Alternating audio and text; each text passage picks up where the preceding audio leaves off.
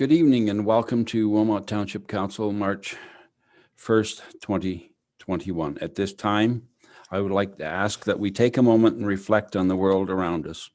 We are coming up on the 1-year anniversary of the substantial change in our lives due to the pandemic. It has been a difficult year for many and most certainly a difficult year for everyone. I want to commend staff for their continued dedication this past year in ensuring that residents continue to have reliable and safe services. I want to thank my fellow members of council for their continued support of staff and their own dedication to their constituents. And finally, I want to thank each and every resident of Wilmot Township for their continued support and understanding as we continue to navigate these uncharted waters. Remember, we are truly all in this together, and let's hope that our efforts will be awarded with further lifting of our restrictions. Thank you. Councillor Fanning. Could you please do the motion to reconvene in open session? Oh, okay.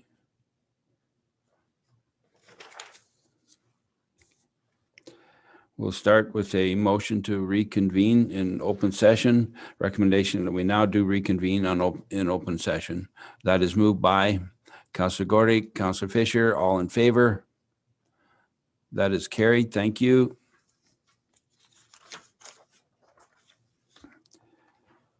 Is there any disclosure of pecuniary interest under the Municipal Conflict of Interest Act? Councillor Gordick. Through you, Mayor Armstrong.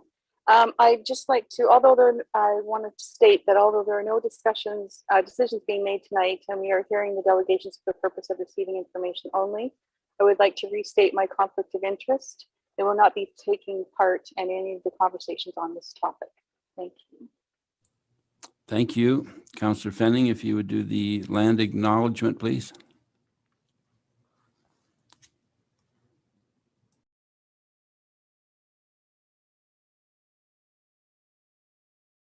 You're muted, Councillor Fanning.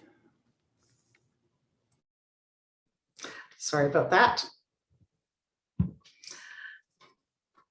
We have gathered in Wilmot Township on the traditional territory of the neutral Anishinaabe, Haudenosaunee, and Mississauga peoples. We also want to acknowledge the importance of the Dish with One Spoon Covenant, a peace agreement made between Indigenous nations before the Europeans arrived. It characterizes our collective responsibility to each other and Mother Earth. We should take only what we need, leave enough for others, and keep the dish clean. By acknowledging this covenant and the First Nations, Métis, and Inuit peoples, we are reminded of our important connection to this land where we live, learn, and work together as a community. Thank you. First item up is the recommendation that the minutes of the following meetings be adopted as presented. Special council meeting February 22nd, 2021, and regular council meeting February 22nd, 2021. That is moved by Councillor Gordick, Councillor Gerber. All in favor? Carried. Thank you. We have no public meetings. We have presentations, delegations. We have several delegations that have registered to address council this evening. Before commencing with hearing from delegations, I would like to remind all delegations of some guidelines for participation. Please leave your video camera turned off and your microphone audio muted until you are called upon to speak. Delegations will be allotted 10 minutes to speak and will be provided a 2-minute warning reminder when your 10 minutes is nearing completion. We also ask that you leave the meeting once your issue has been addressed. You are then welcome to watch the remainder of the meeting being webcast live via YouTube. If you conduct yourself in any of the following manners, it will result in an immediate muting and removal from the meeting. First, interrupting councillors, staff, or other delegations. derogatory statements about counselors, staff, or others, hate speech, or defamatory comments. Now call on the delegations. Mr. John Coulter is first up.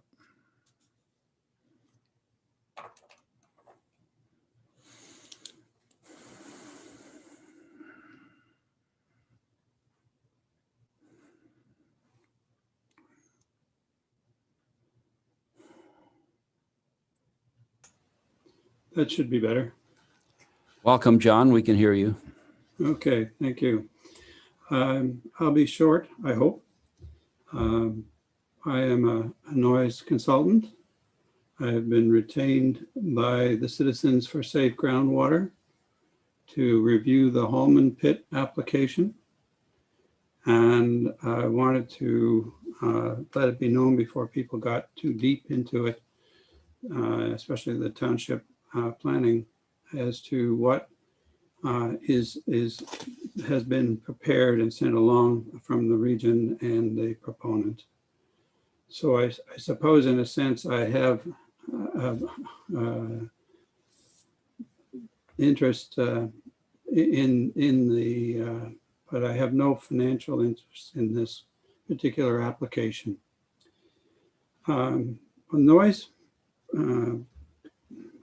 Noise reports are written around the idea of finding the condition in which the noise, the background noise, the community noise, that noise that's off in the distance somewhere, you can make up to that much noise according to the MOE guidelines. And so one of the things you have to find out is what's the background noise. Another then is to calculate how much you're going to be spending or how much noise you will be excluding at the same time as the background noise. The reports to date that you have been forwarded on say, well, it's fairly noisy here. We'll call it a class 2. And that has had an effect on underestimating the amount of noise impact that's going to be. There's also a part of the report that says that there is no need to run the traffic noise and find out what the background traffic noise is, because it's already looked after by the Ministry of the Environment guidelines, and we don't need to look at it. And what that has done is distort the impression of how much noise is there. So my first conclusion is you need to figure out how much the background noise is. We've monitored it. We know what it is. We know that it's lower than what was assumed in the noise reports. There's been a part of the Ministry of the Environment guidelines that requires that you figure out how much truck noise there is going to be as a result of the whole application, and that has simply not been done anywhere, so that you don't see, nobody has run across the fact that it's a lot quieter along Beams Road than people thought. There's also in the application talk about a crusher or an asphalt, so a recycling facility down at the south end that hasn't been included in any of the calculations. So we monitored Bleams Road. What happens is that the houses in a row act like a noise barrier and stop the noise from the road from getting into the backyards. The backyards are shielded from the road noise and not from the noise of the core or the pit operations. So when I look at these, I say, this isn't ready yet to be reviewed.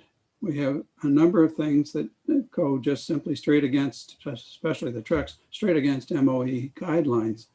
And so far, nobody seems to have come up with it. So I was asked to bring it to attention of planning and the council that this one's got, needs some special attention to get the application in shape before people start to review it.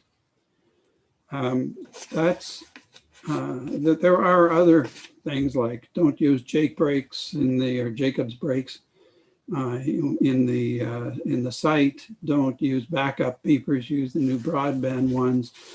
There's time to find all of those little ones and make it a more pleasant neighbor to have. But the idea that there's nothing wrong, it's all just quiet out here. It's not that quiet that they're making, the noise they're making, and it is quite a bit noisier or impactful to look at what they're gone. So I'm suggesting that that these issues get looked at before the city or the municipality gets deep into detail on it, because there's going to be changes. It's going to have to meet policy at the Ministry of the Environment, and it isn't right now. And that's what I had to say. Just to let you know that there'll be some considerable displacement coming, a lot of delay for everybody if we have to go back and get all these things done later. Perhaps they can be done sooner. That's what I wanted to say. I'm open to questions. Thank you, John. There are no questions for you, sir. Okay, I don't know what that means, but thank you.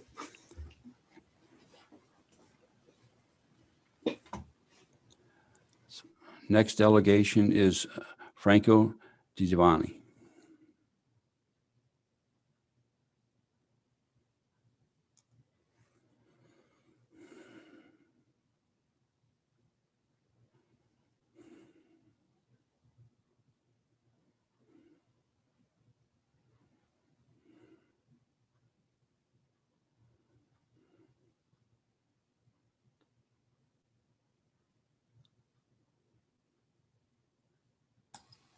Can you hear me now? Yes, welcome, Franco. Okay. You may begin, sir. Thank you. I had some slides. Good, great. Thank you. It's getting better. Thank you very much for listening to me this evening.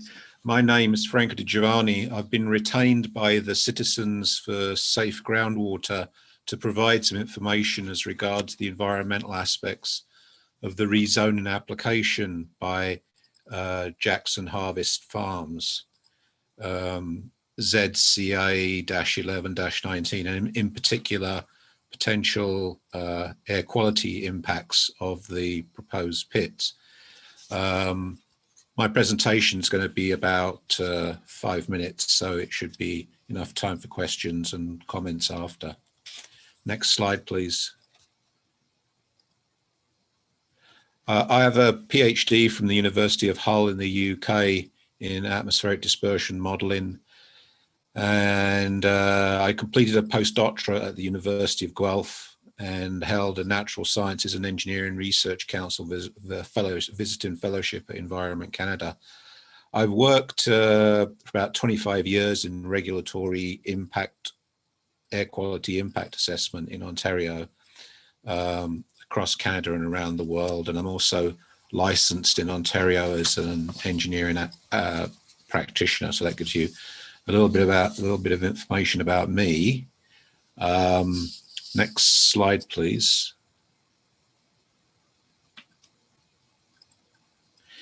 So I'm going to talk a bit about land use compatibility. Land use compatibility is a concept that planners are expected to adhere to in their planning decisions. That is, it's meant to ensure different land uses do not cause each other environmental problems, such as the types of noise problems that John Coulter mentioned in his presentation.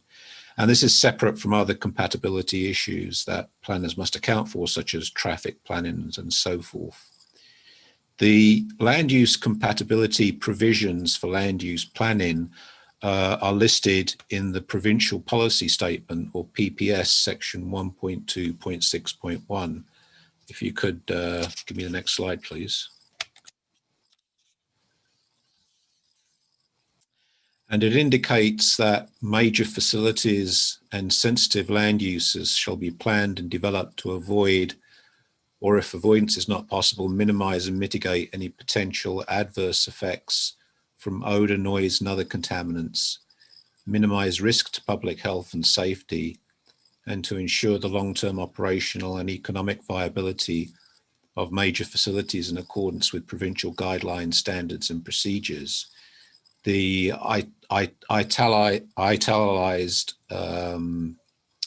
words in the slide here have definitions or are defined within the provincial policy statement, but I'll just mention at this point that the adverse effects definition follows the same very broad definition as in the Ontario Environmental Protection Act and goes beyond just nuisance issues and includes human health and ecological impacts. So the provincial policy statement requirement indicates that potential adverse effects need to be identified for any noise or air contaminants that are emitted. And adverse effects has a very specific meaning when it comes to air quality aspects of potential impacts under this Planning Act application. Next slide, please. The requirement to assess for adverse effects means that an air quality impact assessment is required. That is, a technical quantitative study on how the proposed pit will affect air quality in the surrounding community. Also, the impact assessment should be cumulative. That is, it should account for current air quality levels in the surrounding community and how those air quality levels are increased or affected by the proposed pit. The report that has been submitted by the proponents so far only describes some on-site mitigation methods that the proponent could implement. It does not describe any resultant impacts or remnant impacts when those mitigation methods are implemented in the surrounding community. And so I would recommend that the proponent be asked to provide a complete and cumulative air quality impact assessment to ensure that the surrounding community is protected from potential adverse air quality effects, and so conform to the provincial policy statements. There are many sources in a gravel pit that can lead to dust emissions and emissions from the tailpipes of diesel engined vehicles and also diesel generators that are often used to run the crushing plant, as well as dust emitted by gravel extraction and travel of vehicles over roads.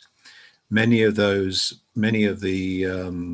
contaminants emitted, if they're emitted at high enough levels for a long period of time, can cause adverse health impacts in the surrounding community potentially. And that would be the purpose of an air quality assessment, would be to ascertain if those impacts are within acceptable levels. Next slide, please. I was initially told I had 5 minutes, so I made this very brief. I haven't used up my entire 10 minutes, but hopefully that will be more welcome than otherwise. That's the end of my presentation. Thank you. Thank you, Franco. Councillor Hallman. Thank you, through the mayor. I just have one quick question, Franco. The cumulative effects, is there a source that you can send me or tell me where to go looking for more data on that? You mean in terms of the principle itself, or? Correct. Okay, yeah. I actually authored an air quality guideline that was issued by the International Association of Impact Assessment that provides information on considering when to consider and consideration of cumulative air quality levels as it applies to air quality assessments. And I'm happy to send that along. I'll need to get you contact details somehow. Sure. Okay. I'm sure through the Citizens of Safe Groundwater they can get you that. But I'm a voracious reader and I would love to read that. So thank you. Okay, we'll do the contact then through Citizens for Safe Groundwater then. Sure, thank you. Ms. Okay. Meadowholz? Thank you. Through you, Mayor Armstrong. Mr. Giovanni, it would actually be appropriate for you to send that to the same address that you sent the information on your delegation this evening. So if you could send that to clerks at wilmot.ca or to Miss Murray or myself that you sent your slide presentation through to, please. Thank you. Okay, I will do that. Okay, there are no further questions. So thank you, Franco, for attending. Thank you. Our next delegation is Patricia Chevalier.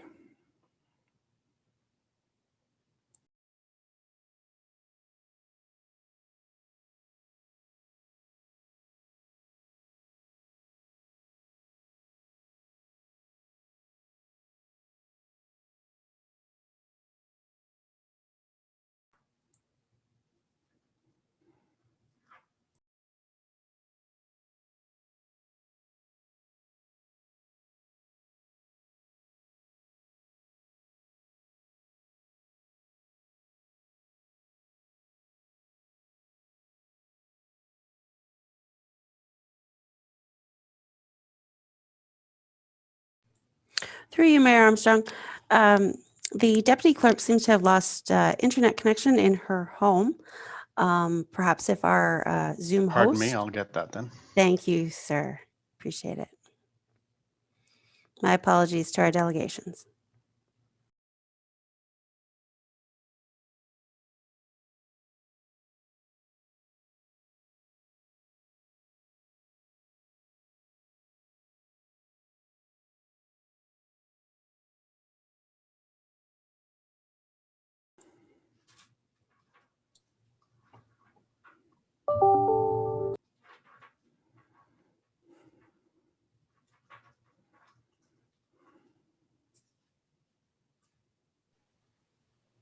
Hello. Welcome, Pat. You may Thank you. begin. Thank you. Thank you very much. Some slides. There we go. So I want to say good evening and thank you for allowing me to chat with you tonight. I'm a newcomer to Wilmot Township. The day I moved here in 2019, I found out that there was an application for a gravel pit across the road from our new house. And now I grew up on a farm, and 40 years ago, my family worked to fight toxic substances from being dumped into a landfill nearby our home. I don't enjoy the feeling of fear of pollution in my world. I don't look forward to that again. I hope to share information with council that will assist with your decisions about the implications of the application for the common pit. Next, please.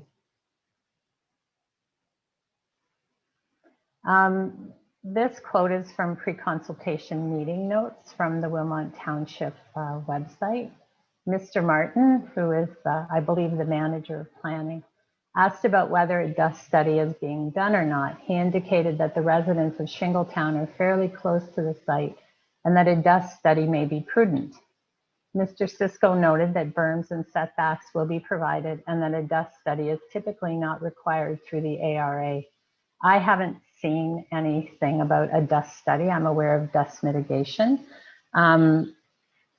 I guess I found these notes a little bit disturbing because, you know, thankfully Mr. Martin raised it, but then it was dismissed, and I really don't understand why. The information I'm hoping to present to you will inform the need for attention to air quality in light of this application. Next, please. Diesel emissions make up part of the load of air pollution that is generated from the operation of a gravel pit.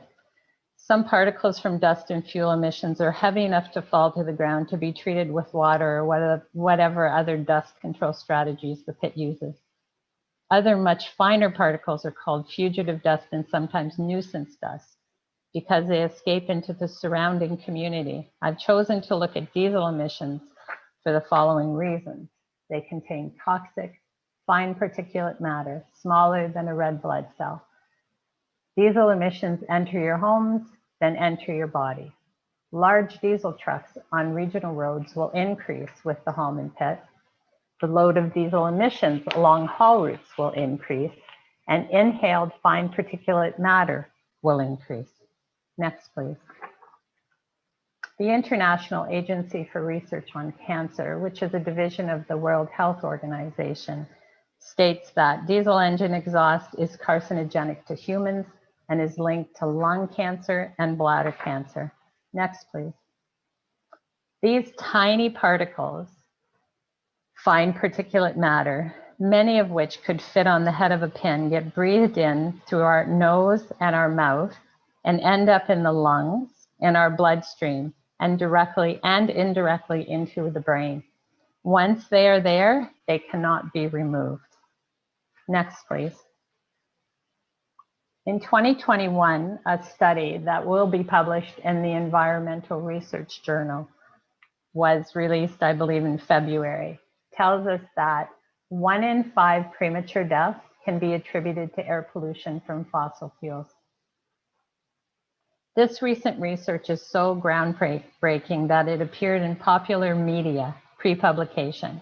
It clearly connects fossil fuel emissions at lower than standard concentrations with premature death in humans. Eastern North America has one of the highest rates of mortality in the world from fossil fuel emissions. A quote from the study is, "Our study adds to the mounting evidence that air pollution from ongoing dependence on fossil fuels is detrimental to global health. Perhaps Jackson Harvest Farm should be directed to the use of electric-powered vehicles and equipment to accommodate their needs to mine aggregate while safeguarding the health of our community." Next, please. This study in the Lancet Planetary Health Journal is titled "Long-Term Effects of Fine Particulate Matter on Neurological Disorders in the American Medicare Population, a Longitudinal Cohort Study." From 2000 to 2016, the researchers studied medical data of 63,038,019 individuals 65 and older. For those of you who are unfamiliar, the Lancet is one of the top 2 medical journals in the world. They only publish excellent research. A quote from this study is, "Our study adds to the small but emerging evidence base indicating that long-term air pollution exposures are linked to an increased risk of neurological health deterioration, even at fine particulate matter concentrations less than the current national standards in the US. One of the studies they reference in their research was done here in Ontario in 2017. So they tell us in this research that air pollution exposures are linked to impaired cognitive function, accelerated cognitive decline, Parkinson's disease, Alzheimer's disease, and dementia. And they note that the diagnoses for these diseases are emerging earlier than expected in the population that they studied. Next, please. The Global Burden of Disease, Injuries, and Risk Factors study of 2016 found that between 1990 and 2016, that the prevalence of Parkinson's disease increased by 145%. Alzheimer's disease and related dementias increased by 117%. So in around 25 years, those degenerative diseases more than doubled. When we think about air pollution, we need to remind ourselves of what has been shown by these studies I just suggested and other research that's been done, particularly over the last decade, about fossil fuel pollution and human health. At this moment, in the time of the pandemic, the game has changed. We must appreciate and honor the imperative of the value of human health. We need to make positive impact on the environment in order to improve our health and well-being, not contribute to these and other diseases by making decisions that could harm us. Let's start here. Please consider improving our environment in order to appreciate and honor the health of our community in Wilmot. Next, please. Shingletown residents. With any pollution, but in this case, the Hallman pit, wind will blow fugitive dust particles towards Shingletown. Fine particulate matter can travel for miles. Residents outside of Shingletown will suffer. Berms will not stop this. Next, please. Wilmot Road residents will live on a gravel pit haul route. One or more diesel trucks will go past their homes every 2 minutes. Trucks idle waiting for the pit to open. High humidity traps diesel emission in and around their homes. Wind blows diesel emissions into their homes. I lived in Windsor, Ontario in the 1980s. Pollution there was and is delivered by wind and air currents from industrial sites many miles away in the Ohio Valley and around the Rouge River in Michigan. There is already diesel pollution haunting our regional roads from gravel and other large trucks. With the addition of a new gravel pit, you can be sure that wind will bring more of these polluting fossil fuels fine particles from the equipment and vehicles to other surrounding communities, Petersburg, New Dundee, Baden, New Hamburg, Kitchener-Waterloo, and beyond. Next slide, please. Once you research the health impacts of air pollution, you cannot disregard it. A good friend of ours is currently in a care home suffering from dementia. My father died of lung cancer in his 60s. I worked as a social worker at Grand River Regional Cancer Center. Like many of you, I have known people who have died prematurely and have left a legacy of questions. Now we know that the reason for their death could have been linked to air pollution. Once you start down this road of awareness of the health effects of air pollution, you cannot unlearn this stuff. At one level, it concerns me to pass this information on because I know from my own experience how distressing it can be. But in this case, not having the information about the potential health impacts associated with the Hallman pit could have dire consequences. In the rezoning application for Jackson Harvest Farms, please decide in favor of the health and well-being of our communities. Thank you very much for your attention. Thank you, Pat. And I see no questions, so thank you. Thank you. Next is Ann Dupuy.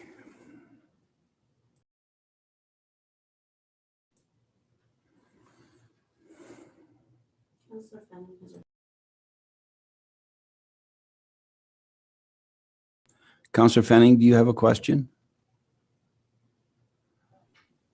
Sorry, I wasn't fast enough with my hand getting up. Is it possible to still ask?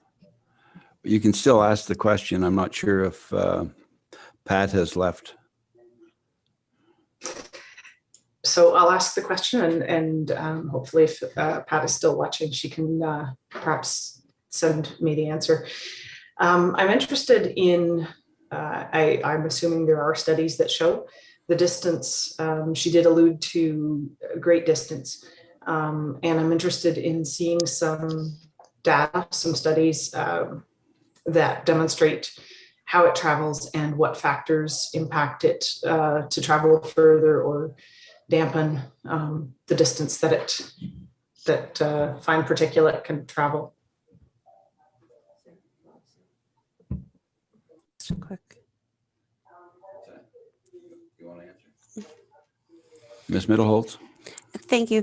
In this regard, I would ask Ms. Chevalier again to forward any of those data sources if she wanted to send it through to the email addresses for clerks@wilmot.ca or through to Ms. Murray or myself, and we can forward that information on to council as well as ensuring that it's received by the planning department or development services. Thank you. Thank you. Anne, welcome. You may begin. Thank you. Am I good? You hear me? We do. Okay. Well, thank you. Thank you for having me. This is kind of a newer experience for me, but Zoom has become the way life is. I live in Shingletown, and I've lived in Shingletown for almost 40 years now. And this potential gravel pit is very dismaying to me. on many levels, but tonight I'm addressing my concerns regarding the harmful impacts of noise pollution that this pit will generate. And you have to know, I'm no noise expert. I've researched things, and sometimes the things you find are things that you wish you hadn't found. But I am going to share some of this with you. Gravel pit operations cause a tremendous amount of noise. The sensitive receptors that the noise feasibility study refers to, that's us, with the people that will be subjected to this noise. Noise from construction and excavation equipment, noise from crushing equipment, noise from trucking.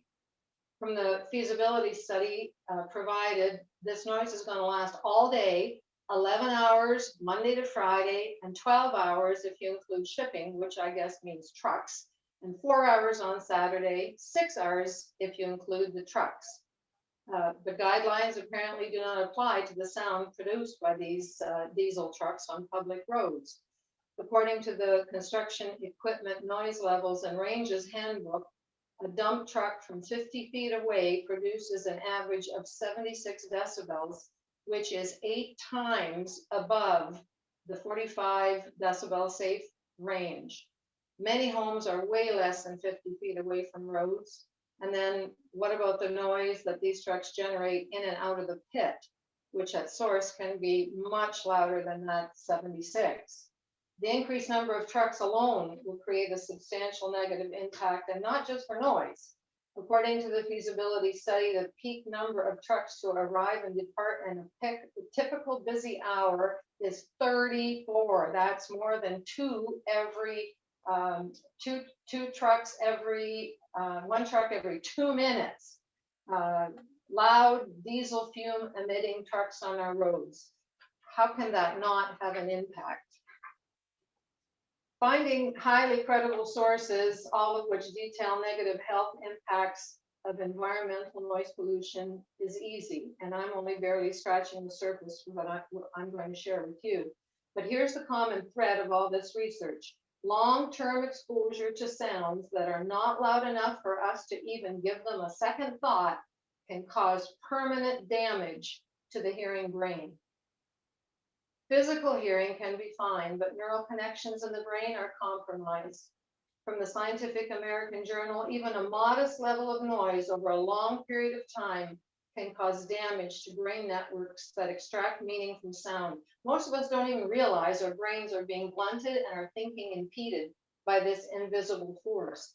Constant low-level meaningless noise chips away at the brain's ability to make sense of meaningful sounds and may hasten cognitive decline or dementia in old age. Health Canada defines noise as unwanted sound, and depending on the sound level and exposure, it can cause annoyance. Now tell me if you haven't experienced that, annoyance from noise. We all have. Interference with communication, disturbance of rest, sleep, or concentration, and may cause sufficient stress to risk developing stress-related illness. Annoyance noise, in the background of a conversation. It doesn't have to be loud to distract and cause irritability, and then your blood pressure starts rising. You don't want that on a constant level. In the case of the gravel pit, constant exposure to truck traffic noise, production equipment noise produces a higher, long-lasting, can't make it stop annoyance level. And science warns us that there's an association between this and the negative health impacts that include cardiovascular disease, cognitive impairment, sleep disturbance, mental health, and a negative impact on behavior in children. The WHO, in the Children's Health and Environment section, has training for healthcare providers that includes the adverse health effects of noise on children. That this topic is even included should be a flag to us. They conclude that children may be even more susceptible to noise effects, which could lead to lifelong impairment of learning and education. Please note that this is not the going to a loud concert once in a while noise. This is the kind of constant environmental noise in the background that this pit is going to generate. Long-term exposure has adverse effects on our health. Toronto Public Health has also concluded that excessive environmental noise impacts quality of life and causes hearing loss, has cardiovascular effects, cognitive effects, and mental health effects as well as sleep disturbance. Results of a study done in Stockholm, Sweden, suggest an association between exposure to traffic noise and hypertension, which means road traffic. And in our case, it will be increased loud diesel truck traffic, may be a risk factor for cardiovascular health. Our own Ministry of the Environment concedes that noise is a biological stressor, one of the determinants of health. Maintaining a quality outdoor noise, they say, will promote a more healthy lifestyle and reduce the risk of chronic disease and result in a healthier community, which is what we all want. And let's not forget that noise pollution from this gravel pit will not be the only noise pollution already present in our environment. The cumulative effect of all areas of concern has never really been addressed. Common sense tells us that when there will be additional noise, the health impacts to our community are going to have to increase. These highly credible sources with new bodies of research are warning us of the impending harm of environmental noise to healthy individuals. There's a significant harmful impact of noise that falls within allowable limits. Noise that is consistent, noise that is annoying, noise that is distracting, noise that endangers our health. We simply cannot dismiss this. Once we know, we have a responsibility to act. We know better, so we do better. Please, Council, stand up, protect me, my family, my community, my Wilmot. Don't allow one more gravel pit that will bring harm to our community. It's not just about lowering the noise level. The U.S. Center for Disease Control and Prevention states the effect of lower noise levels over long periods of time is the same as louder noise levels over a shorter period. So let me say that again. The effect of lower noise levels over long periods of time is the same as louder noise levels over a shorter period. In the end, only you, Council, will be held responsible for what the future holds for us all in Wilmot, our children and our grandchildren. Just because you have a right to do something does not make it the right thing to do. I hope Council will do the right thing for us all in Wilmot. The Scientific American Journal states, if possible, choose where you live wisely based on noise levels. That is what we did here in Wilmot, and we want to continue to enjoy that healthy lifestyle. And it's going to be up to you, Council, if we do or if we don't. Thank you for your time. Thank you, Anne. And I see no questions. Thank you again. Our next delegation is Stephanie Gortz.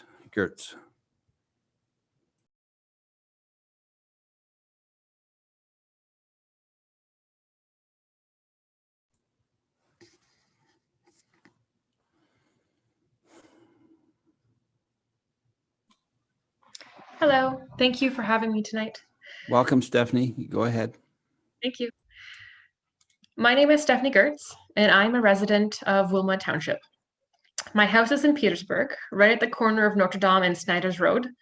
We moved here around 10 years ago. When we moved here, we knew there was a fair amount of traffic going past our intersection and past our house, but we have found that this number has increased quite significantly. Not just residential vehicles, but also large diesel trucks. When we first moved to Petersburg, there wasn't any sidewalks, but in 2018, they finished the construction, which added sidewalks and bike lanes to downtown Petersburg in order to create a more walkable community. I have 2 young children, and we're using the sidewalks more and more now. But I found, obviously prior to the new changes with COVID, that and now that we needed to pick our time of day wisely. We didn't pick mornings or lunchtime or at the end of the workday. We didn't pick these times because when we went outside, we were just overwhelmed by exhaust fumes, or went outside to the front of the house. The backyard was okay. When my kids did go to school by the bus, we waited until the last minute to go outside, because outside meant that we'd have to wait on the road. And I found that the smell of exhaust was overwhelming for me as an adult, and I felt guilty bringing my children outside. And they were much smaller, so they're much closer to the exhaust pipes. So I love research, and listening to Pat Chevalier's presentation tonight, I would agree that once you start learning this stuff, you can't ignore the facts. Before I made choices based on just thinking, you know what, I can smell exhaust and it makes me feel sick, it must be bad for my children. But as I started learning and researching, you know, you became more aware of the health concerns that I was putting my children at.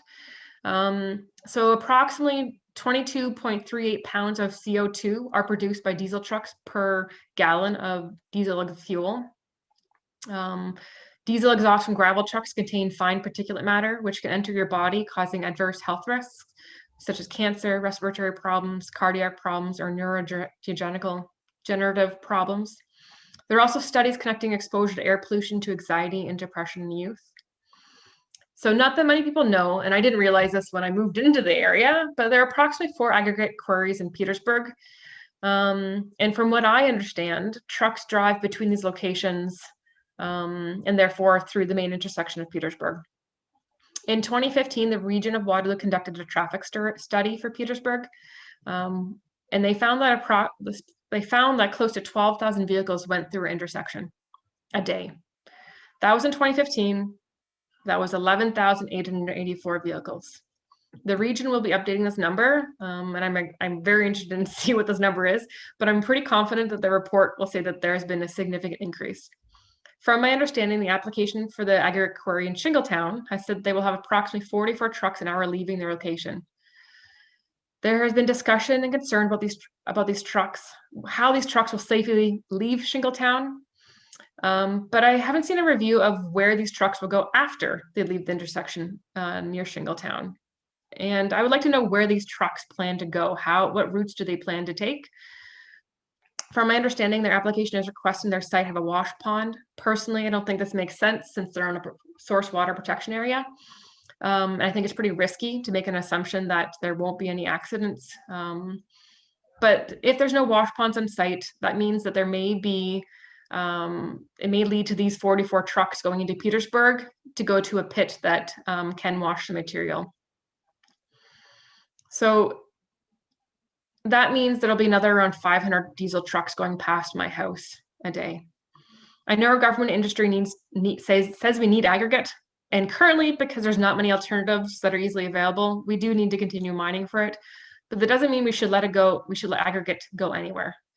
We need to consider the risks not only to Shingletown, children, families, and seniors, and others at high risk, but we need to consider those along the routes, the trucking routes.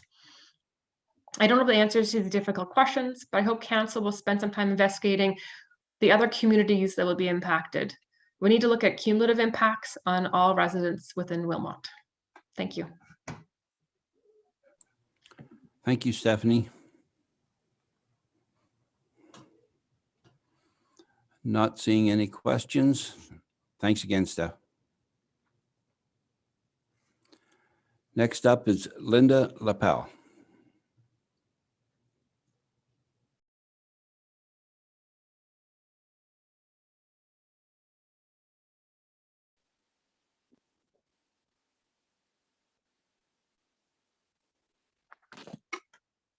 Yes, hello, can you all hear me? Yes, welcome, Linda. You may begin. Okay, thank you.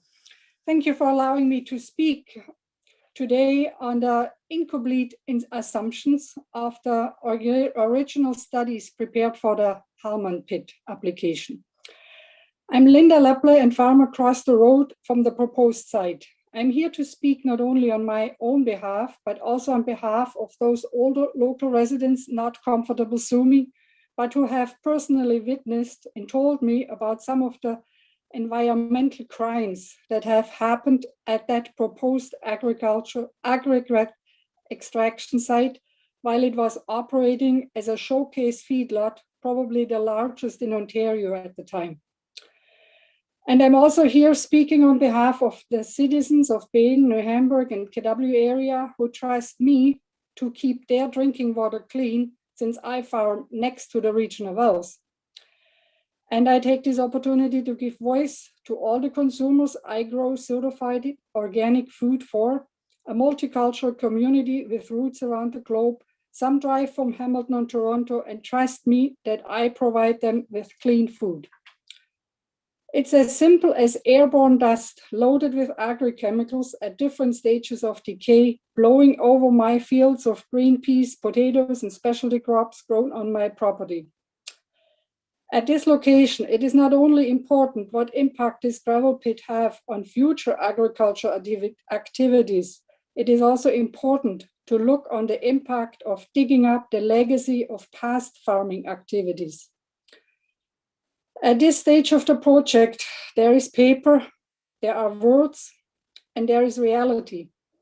Papers get filed, words get forgotten, but reality, we breathe, we eat, and we drink. Reality is wind carries noise, dust, and smell. On my farm, we predict the weather by the smell of donuts and bagels coming from the food recycling place 3.5 kilometers away. That smell means east wind and rain is coming.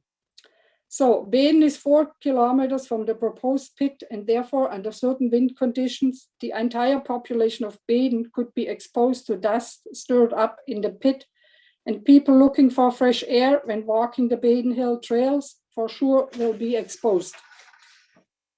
The air carries noise. My residence is exactly 2.5 kilometers from the entrance to the 1922 Whitmer Road property. When in spring 2019, over a period of a week, hundreds of trucks arrived to unload topsoil to cover some of the old farmyard, we were woken up in the early morning by the constant beep, beep, beep. So imagine if you are living in one of the homes that are much closer and being exposed to such noise most of the year.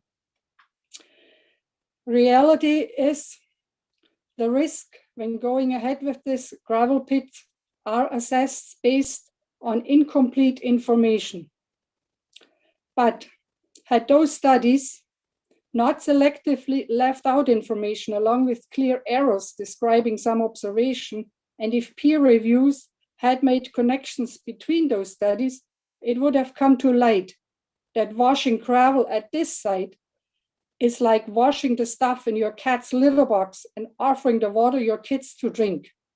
In fact, if facts had been correctly noted, the region would have never concluded gravel extraction and washing at contaminated site near the Publing's well as an acceptable risk. Looking at these facts, the township needs more time and therefore an interim control bylaw should be considered.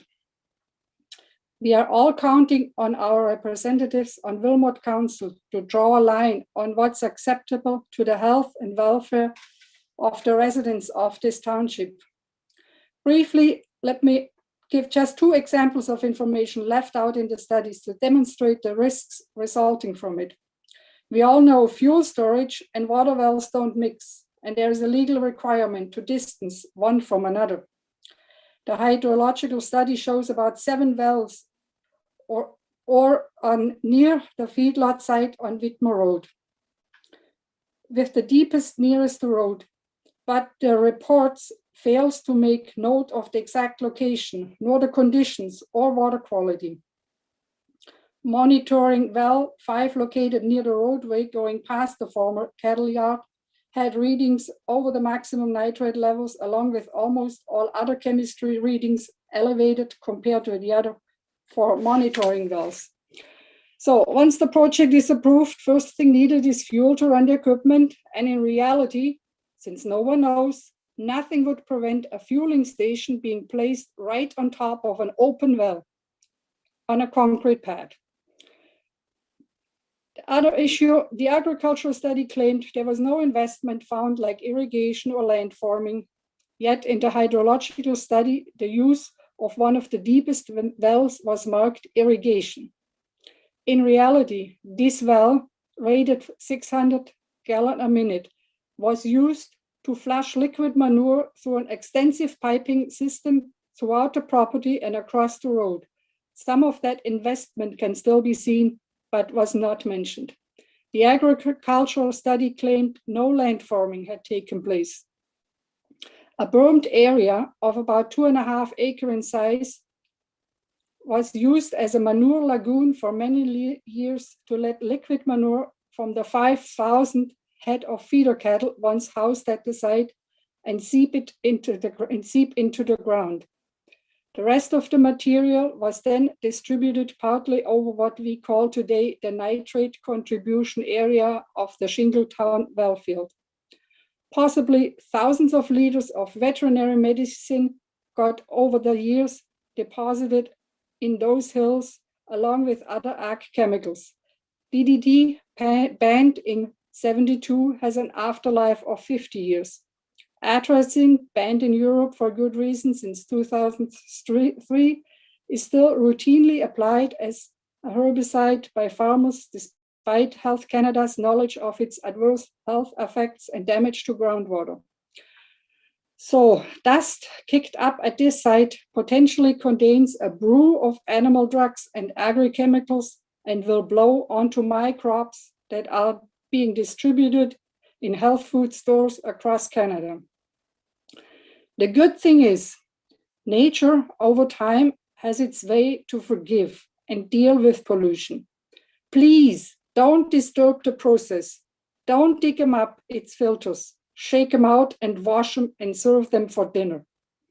Rezoning this contaminated feedlot to aggregate is a license to allow another Walkerton-type accident to happen, but on a grand scale. Thank you for letting me share a few facts about this litter box farm. Thank you, Linda. And I see no questions, so thank you again. Next delegation is Matt and Rachel Rennie.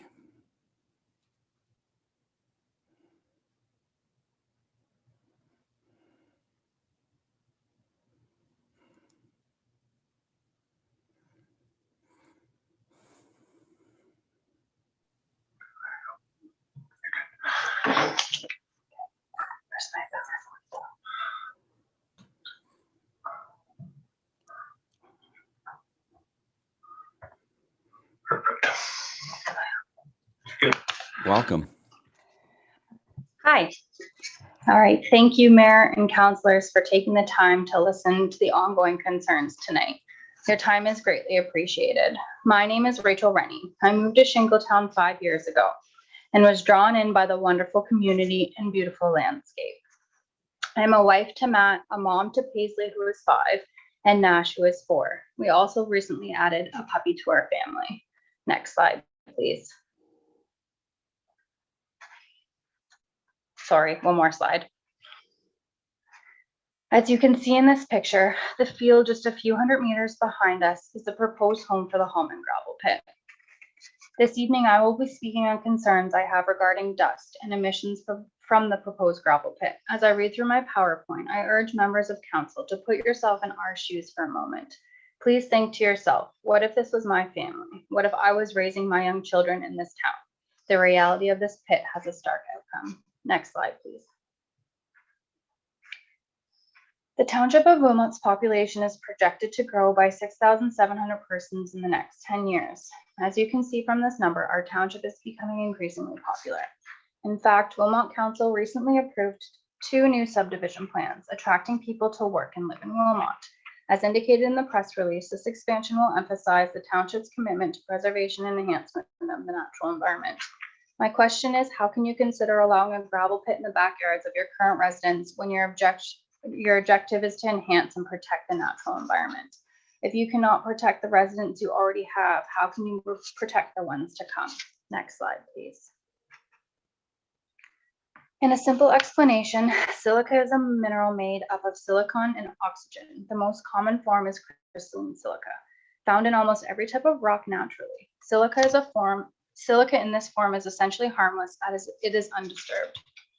Much like asbestos, silica becomes harmful and life-threatening when it's disrupted by gravel extraction as it becomes airborne. This airborne particle is classified as a chemical agent and is a regulated substance. According to Ontario's Occupational Health and Safety Act, the agent requires any employee to have direct protection when dealing with the substance. If this is such a regulated substance, consideration must be given to citizens living around the gravel pit who will be exposed to elevated levels of silica. There are several eye-opening studies that prove the major effects that arise from breathing in the dust from these operations. These airborne particles can stain the air and on surfaces for days and weeks. Over time, exposure has been proven to cause forms of cancer, COPD, autoimmune diseases, and increasing susceptibility to infections. So I'm asking you, where are the dust studies? How will you monitor and mitigate the risks to your residents? Next slide, please. It is no surprise that these pits use a lot of heavy equipment to operate. This equipment is powered by diesel fuel. Use of this fuel creates diesel emissions, which consist of both carbon dioxide and monoxide, nitrogen oxide, sulfur, formaldehyde, benzene, and other volatile organic compounds. As such, these emissions have been classified as carcinogenic. Specifically, health studies noted by the Canadian government and supporting evidence from work published provides sufficient evidence to prove that diesel emissions are associated with increased risk to lung and bladder cancer. There is also ample evidence to show that sensitive populations, such as the elderly and children, are at a greater risk of respiratory issues due to the exposure of diesel emissions. Short-term exposure can also irritate eyes, nose, throat, lungs, and can cause cough, headaches, lightheadedness, and nausea. So again, I'm asking you, how will you reduce and mitigate the adverse health effects of breathing diesel emissions to the roughly 200 residents living within the area of the proposed gravel pit? And at the end of human beings. Next slide, please.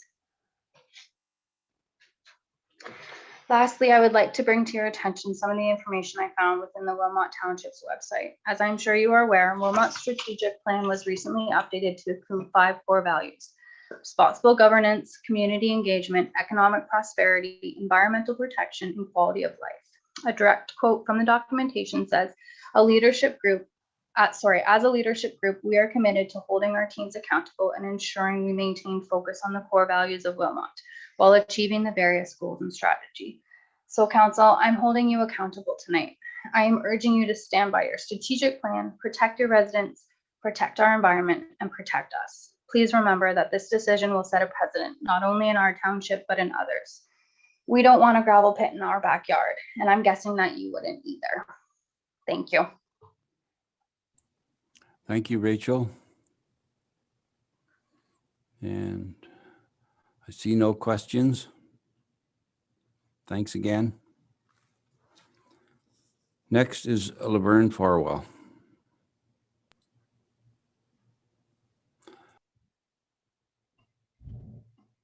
Ms. Murray? Thank you. Through you, Mayor Armstrong, could I just have, if Mr. Farwell is in attendance, could he please raise his hand, because we do have someone listed that doesn't have a name attached. Excellent. Thank you. I'll bring him in now. Thank you.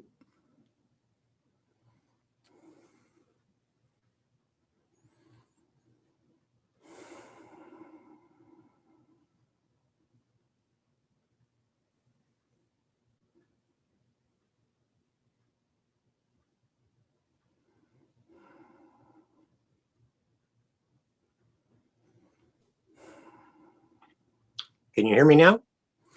We can hear you now. Go ahead, Mr. Farwell. Mayor Armstrong and members of the council, thank you for the opportunity to speak on a very serious issue. I live on Whitmer Road and I border the proposed pit. I've been here for 29 years. I bought the property to move to the country, built my house and a business. The reason was to move to a quiet place and enjoy my retirement. So there are 4 things that sustain our lives: water, clean air, food, and homes. What is a home? What is your home to you? I would expect you would say it's a place where you can go after work, have your dinner, relax, maybe go in the backyard and have a barbecue with your kids or your friends, or just sit out and have a coffee and listen to the birds. Some of us are more fortunate than others to have some property around our house. We also see a lot of wildlife. That's what a home is to me. And if this pit is put beside my house and others along the road, and the people in Shingletown also, I don't exclude you, we will be listening to something like this.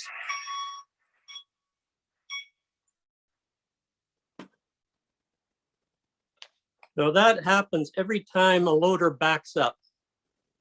It also happens every time a truck backs up to be loaded. That kind of noise happened just last fall. And it was annoying. It was 2 days of them loading up the manure piles that they had put out. And those manure piles were left for almost a year. The rest of it was spread on the land. I watched those pits, those piles drain out because it was so saturated, and run to my neighbor's fence line.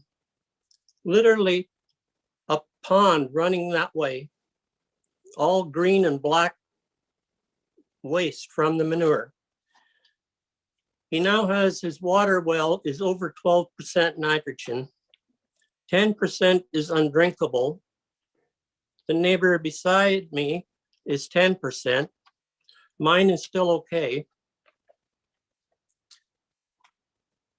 Now, doing that does not tell me that this man is anywhere interested in the environment or his neighbors around, or he wouldn't have done that. If he did it without knowing, he should have looked into how to do it. This happened in the spring of 2020. After the manure was all spread out on the field, for a week he had tandem trucks running up Whitmer Road with topsoil on a low load restriction.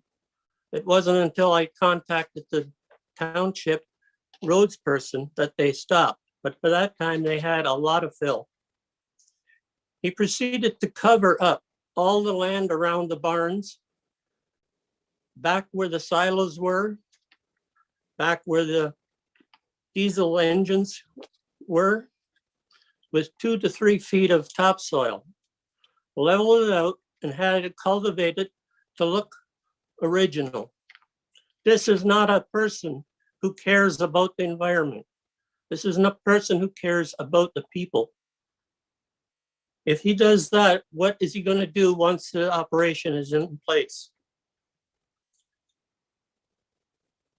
The next is clean air. We have clean air out here.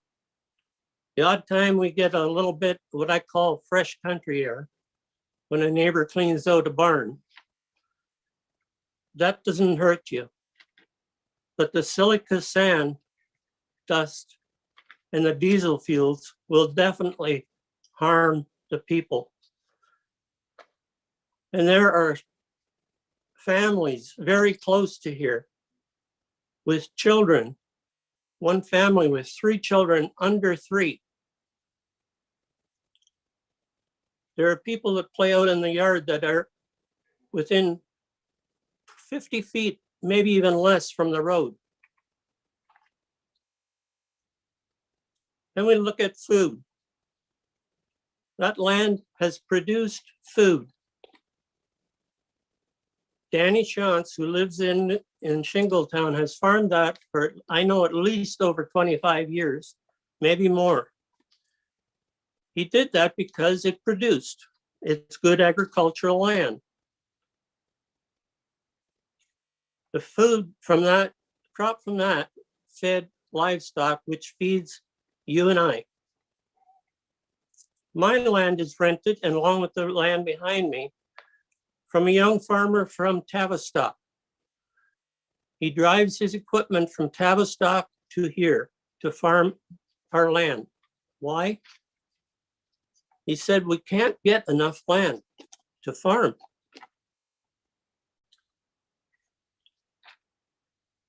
The other is water. The World Organization rates water as the new gold. We are blessed with a great aquifer in this area, but we should not take it for granted. And we need to protect it. At the start of this meeting, and at the start of every township meeting, I'll just say part of it is take what you need, leave the rest for the future, and keep the plate clean. Think about that statement. You feel it's important enough to say every time you start the meeting. We have a whole concession across the road that is licensed for gravel. There's enough gravel there for so many years. And there's 6 other pits in the area that are licensed and operating.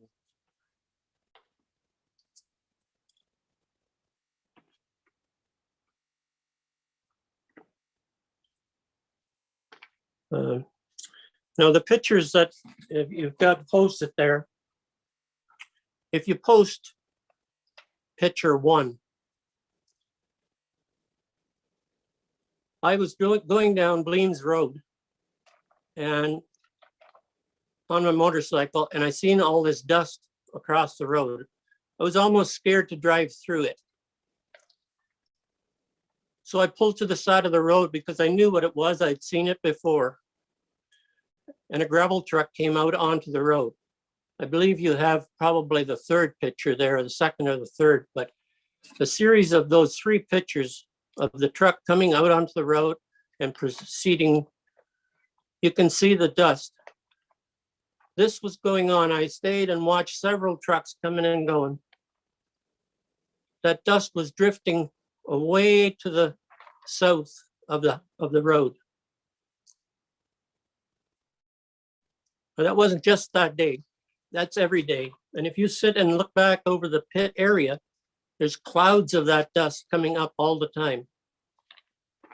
The picture posted now is on Bleens Road, where they're doing that fill on the farm.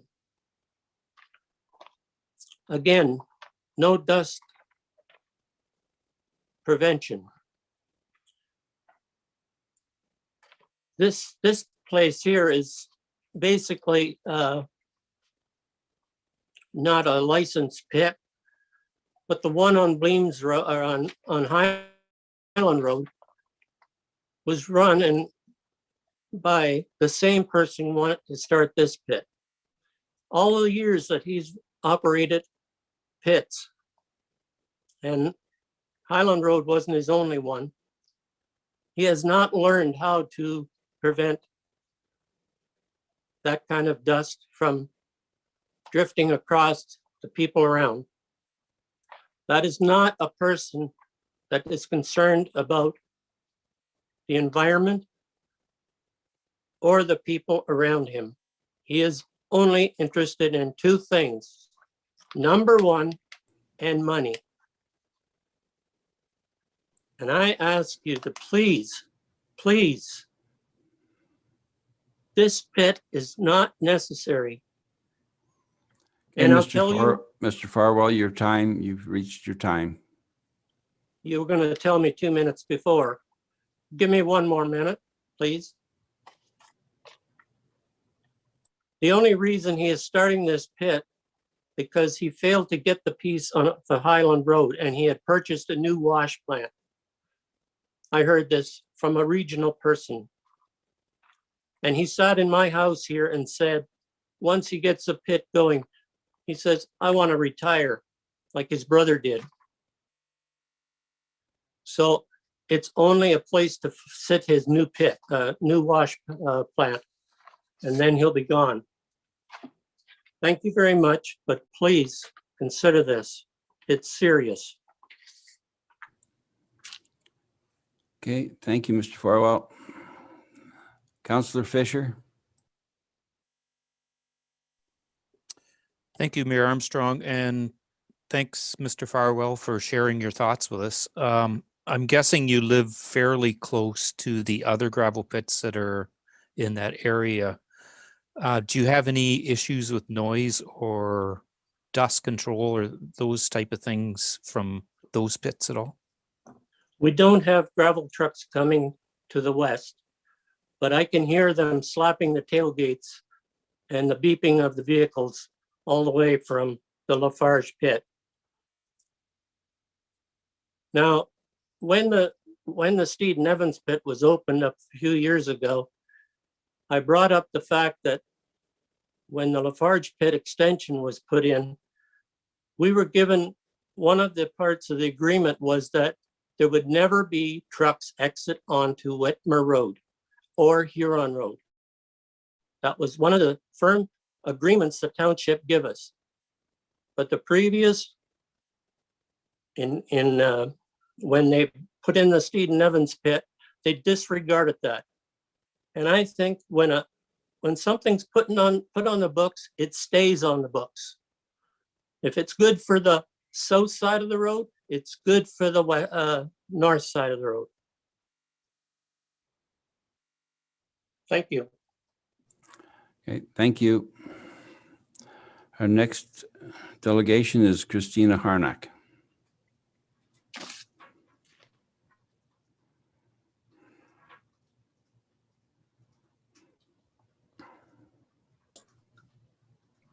Good evening. You guys Welcome. Welcome, Hi. Christina. Go ahead. Thank you. Thank you, Mayor Armstrong and councillors, for allowing me to speak tonight. My name is Christina Harnock, and I have lived in Shingletown for 6 years now. It is important that you hear both the data tonight as well as the personal perspectives. I'm a mom of 2 young girls, and I have concerns regarding the rezoning of the land for the proposed Hellman pit. And tonight I will focus my concerns on dust as well as the precedent that this will set for rezoning of prime agricultural land in a source water protected area behind people's homes. We are living in a pandemic where we are all too aware of the importance of the health and the risks of respiratory diseases. The harm and adverse health effects caused by dust and noise are unfortunately not something that can be washed away or prevented by a vaccination. We should know now, more than ever, the importance of protecting the health of the most vulnerable. Learning about the adverse health effects of dust and noise in my research and from the presentations tonight is alarming. And much data, as Mrs. Chevalier did state, I wish I could unlearn. It does put into question the safety of if we can stay in our home with an operating gravel pit across the street. I've protected my children from my own fears and worries, but they inevitably know about the possible gravel pit. My oldest daughter actually sent Mr. Esba a letter of objection that included only 2 questions. Will I be safe crossing the road? Will the noise from the trucks wake me up? I was dismayed, though not surprised, by the 9-page of legal jargon she received in response. I'm asking Wilmot Council to do right by our children, by my children, and to make this decision with the utmost care. I am not expecting Mr. Esba to protect them. If you lived in Shingletown, you would know that residents, as you've heard this evening, were used to the overwhelmed smell of silage from the feedlot operation. Other residents have told me that they can smell the rain coming from down the hill, and on days from the east wind, we can smell the sweet smell of bagels from the farm 2 kilometers away. Many of us strategically time when we clean our windows in the spring after the pollen has fallen from the surrounding pine trees. These are anecdotes from people about how air moves. In this case, these people deserve more than just anecdotal evidence or predictions of how dust and air travels. We need to have baseline and cumulative conditions and an assessment on the impacts studied. In a very simplistic explanation, dust and fine particulate matter is produced from the operations of a gravel pit. Fine particulate matter, 10 microns or less in diameter, PM10, can be inhaled and is considered toxic under the Canadian Environmental Protection Act. In this instance, evidence demonstrates that seniors and young children are the most at risk with increased exposure of PM10, and it is related to increases in cardiopulmonary diseases, asthma, bronchitis, emphysema, and premature death in those with pre-existing conditions. Crystalline silica dust is a common from processing sand and gravel and is a known carcinogen. Any dust report needs to include a specific analysis of crystalline silica content and dispersion. You have heard this evening examples of recent studies from medical journals that point to air pollution being the cause of neurodegenerative diseases like Alzheimer's and Parkinson's, and in premature deaths. It is not an exaggeration to say that your alarm bells should be ringing. If you plan on improving this rezoning, there have not been adequate studies on dust and noise to ensure that mitigation measures for air pollution and PM standards will go far enough to protect the 200 citizens who live on the edge of this gravel pit. There needs to be studies that are comprehensive and take into account the cumulative impacts. Where are the air quality assessments? How have you communicated, or will these findings be communicated to the people who live around this proposed pit? What analysis will be completed during the operation of this proposed gravel pit to analyze the actual air pollution and dust? If the answers to these questions are unknown, and if Wilmot Council is not prudent to demand these studies and monitoring, the health of people like me and my children living in Wilmot will be compromised, and I do not find this acceptable. I will be following up to ask you for information that you have in regards to the air quality assessment, and it is your duty to understand this data before you move forward. I want to share with you some examples of studies and data in regards to dust. There are many studies that link air pollution to brain inflammation and cell damage. Connections have been researched in the area of fetal impacts leading to developmental challenges in children when the mothers were exposed to pollution. There are studies connecting exposure to air pollution to anxiety and depression in youth, which is already on the rise according to Sick Kids, and then amplified by the pandemic in which we live. There is a frequented study in the US of 1,400 women across the country that found that the more that these women were subjected to exposure to particulate matter, the less white matter they had. It is important to understand that a decrease in white matter is strongly associated with dementia. In 2017, UNICEF published a special paper on how air pollution can affect brain development in young children. With every breath children take in more air per unit of body weight than adults. By extension, when air is toxic, they take in more toxic air per unit of body weight than adults. Children, my children in our community, will be at risk because they live near the gravel pit and breathe and swallow its dust. Many experts feel that Ministry of the Environment and Climate Change allowable particulate matter standards do not go far enough to ensure clean, safe air. If you support rezoning for the purposes of a gravel pit, you are agreeing to standards that apparently never have been stringent enough and that do not take into account the recent research on resultant brain health concerns. A recent critical report, The Air We Breathe by David Boyd of the David Suzuki Foundation, recommends more stringent, legally binding Canadian air quality standards. Please be a part of protecting the air we breathe. As you know, in Wilmot's strategic plan, you have identified core values that Wilmot embraces. Health and well-being, legacy, and balance are among those. We have an important decision before you, and one that will set a precedent. This is a decision that subsequent councillors will look to and to point to, not only in our township, but beyond. Are you prepared for that responsibility? In an era where reducing greenhouse gases is a commitment and climate change is an imminent threat, how might this rezoning have irreversible consequences, and what pathways are being forged for the next applications to be approved more easily and less carefully? Rezoning this prime agricultural land in a groundwater source protected area, but more importantly, on the land that backs onto 50 homes, is not acceptable and should be rejected. Just last week, the Township of Wilmot Council formally recommended the approval of two subdivision plans referred to as the Wilmot Employment Land. The goal, as stated, is to maintain a healthy tax base and ensure Wilmot remains a balanced and complete community to make Wilmot a preferred choice in Waterloo Region.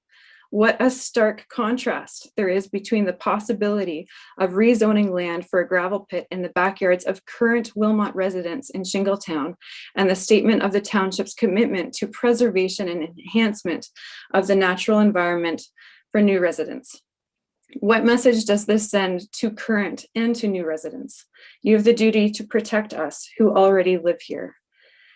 This new development will be surrounded by farmland.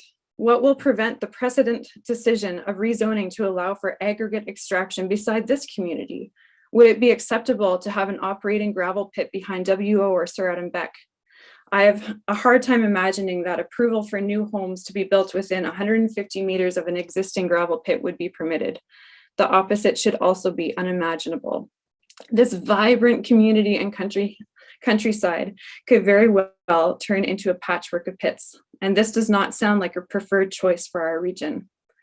Please reflect back on Wilmot's core values. This is a responsibility to our health and well-being as a community. This is a legacy that you will be a part of determining and protecting the health and of our community, from drinking water to dust and noise pollution. Balance cannot be putting economic ventures before the health of people.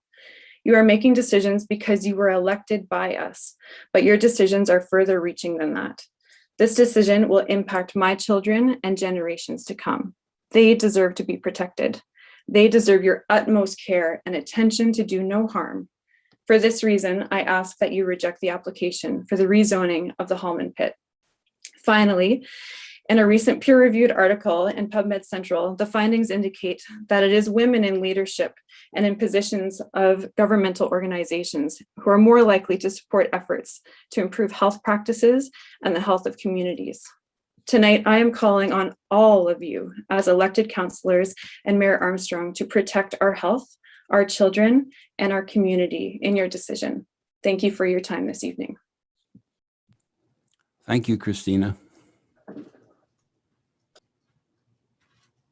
And I see no questions.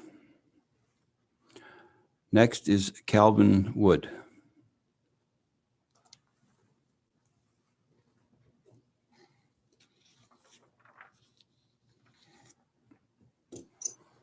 Am I there? You are, Calvin. Welcome.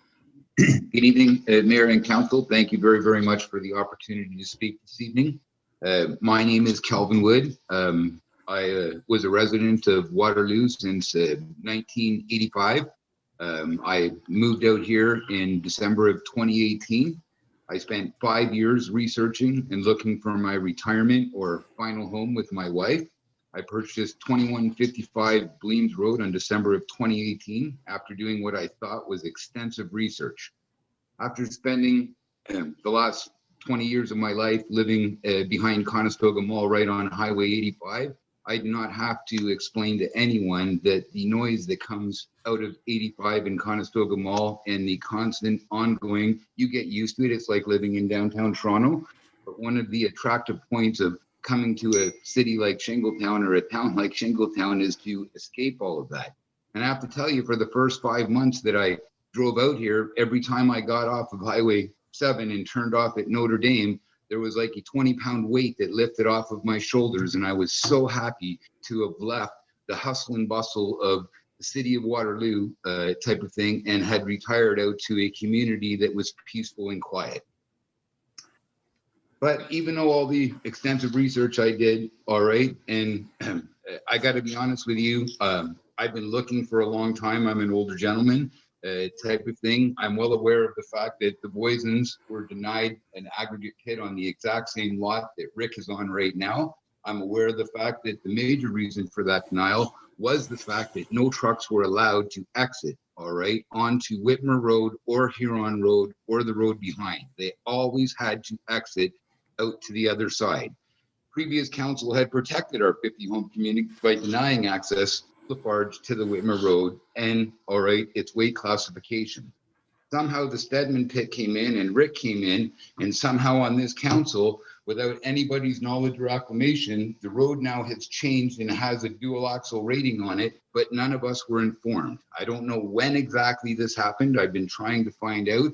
So I will be putting a formal question in on when the actual road or the actual rules changed that we could actually run trucks of that size onto Whitmer Road. Because one of the main reasons that I bought this property is that it was pretty much proven to me by previous council and what was going on that we did not have to worry about this lot ever becoming a gravel pit for multiple reasons, which I will go into. All right.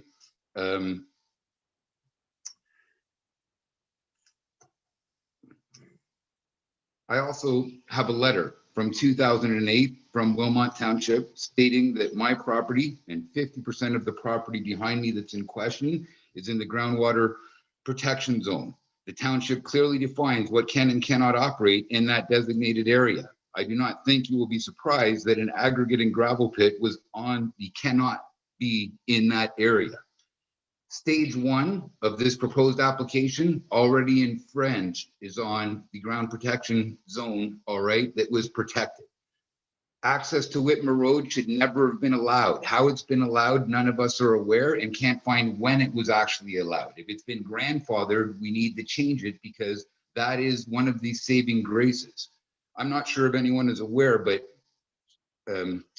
zones 1, 2, 3, and 4, I'm the actual property that this actually backs onto. So I have 10 backyards that back onto the back of my property. I'm the 6 acres of pine forest or 1,000 feet of Rick's property that you're allowing his gravel pit to come right to my backyard of my fence. Just so that you know, I've got a 1.9 kilometer nature walk around my 6 acres of pine trees so that we can bird watch and do everything in perfect silence and beauty and no disturbances. And now I'm going to have a 15-foot berm built and trucks going nonstop. The noise we've already discussed tonight travels 2.5 kilometers. The smell of bagels, everything else. The fact that we would even consider, all right, putting a gravel pit, all right, in this particular application or in this particular parcel of land is ludicrous. Not only for the groundwater protection, but agricultural zoning. We have a piece of land here that's been physically abused for over 20 years, has been brought up by more than one resident today. This land, all right, is contaminated with nitrogen that even through decades of nature, and slowly it will resolve itself, all right, we have contaminated wells on each side and all around it, to the point where that was okay for me because I was on a city well, and in Shingletown here, we all have city water, all right, and I have agricultural land. There's been a study down. Matrix Group is on us right now to complete the study that's thousands of dollars been sent on it. And we're about to take 75 feet down into that ground for 140 acres, and we're about to power wash all of that nitrate into the ground. All right. I don't know, all right, if everyone understands that water flows downhill. So the good news is it's not going to flow into our well, but common sense says that it is going to flow into someone else's well. And if you're going to wash, all right, 750 tons a year of nitrate down, all right, and recycle it, whatever you want to do, there is no way that you can guarantee that you are not going to be contaminating a bunch of wells that are just south of us, all right, that are on free water right now. And there is no way, all right, that Rick or any other environmental consultant can protect us on that. All right. So 5 months. All right. So these are all the things that occurred. Just so you know, this is all the research I did thinking I was buying a safe property before I moved in. So for the first 5 months, everything was fine. Then 5 months later, I received a letter from Jackson Farms. Mr. Esbot is more than happy to come, all right, and share all of the preparation, all right, plans for his approved gravel pit. You can imagine my anger thinking I was having a meeting with a farmer called Jackson Farms to discover he was a pre-approved gravel pit in my backyard.